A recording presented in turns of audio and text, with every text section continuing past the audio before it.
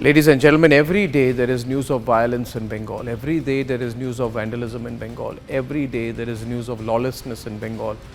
And it's just getting too much. The crimes against women in Bengal, what we have seen during Sandesh Khali, what we are seeing now, viewers, think about it. The only way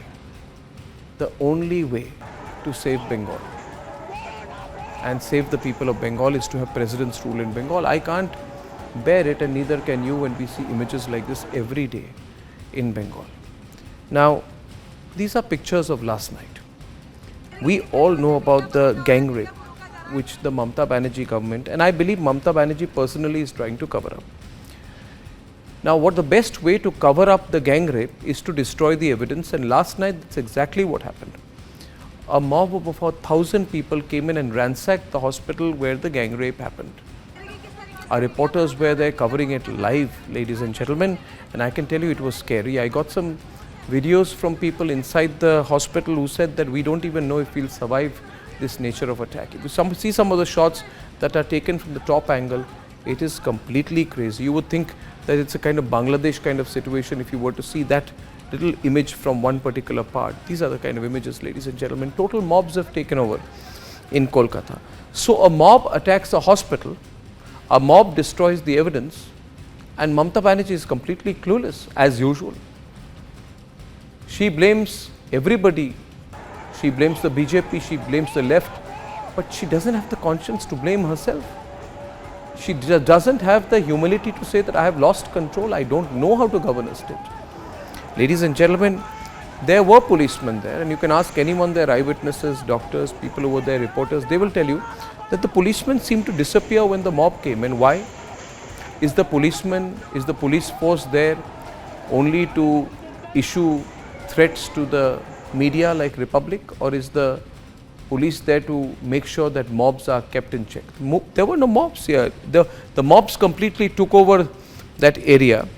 It is quite clear to me and quite clear to everyone that this was a crime in which many people were involved in the gang rape and murder. Till now they are not able to admit it. Ladies and gentlemen, it has also been reported to me, and a lot of information is coming to me, that there is institutionalized corruption. There are all kinds of dirty rackets running in government run medical colleges in Kolkata and across the state of Bengal. Is that the reason why the principal of this particular medical college was within 24 hours promoted as the principal of the National Medical College in Kolkata? Did he know some secrets? Did he threaten that if he were to be removed or kept out of a job, then he would expose the dark deeds of the ruling party? These are questions that we must ask. Also, the crime rate against women in Bengal is very, very high. You don't need NCRB data to go through it. We all saw the approach of Mamata Banerjee during Sandesh Khali. When there was mass rape allegations against hoodlums and mafia from the Trinamool Congress, you know what she did? She attacked the victims, she supported the people accused of rape, and she arrested the Republic Bangla reporter. This is a sign of a weak government, ladies and gentlemen, a weak and insecure government. She should ask herself. She talks of Ma Mati Manush. If that is the case, why are women paraded naked in Kuch Bihar? Why did that incident happen? Why are people in certain parts of Bengal passing off what they are doing as some kind of a Sharia rule? Is this what she has allowed?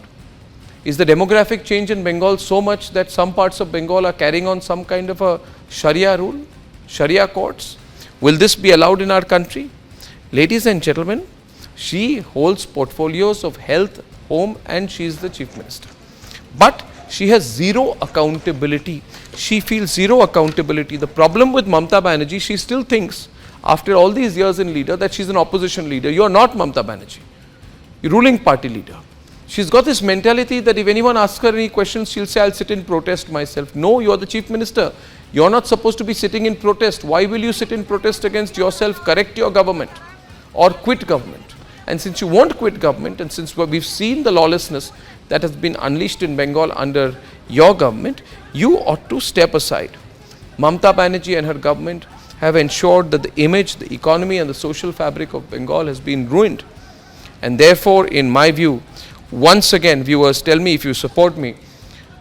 My view is that Article 356 of the Constitution must be implemented in Bengal, because it says that if the President of India, on receipt of a report from the governor of the state or otherwise, is satisfied that a situation has arisen in which the government of the state cannot be carried on in accordance with the provisions of this Constitution, the President may proclaim an emergency in the state. I really don't know what the governor of Bengal is waiting for. He should send a report. The central government very seriously consider it. Across the nation, people will support it. We are fed up, ladies and gentlemen, by seeing these images of the way in which the people of Bengal are being tortured, in the way in which lumpens and hooligans have been let loose on the people of Bengal. We are fed up, ladies and gentlemen, with the obvious patronage that these dangerous elements are getting from the ruling party of Bengal. Ladies and gentlemen, my view is clear. President's rule in Bengal. Tell me what you think.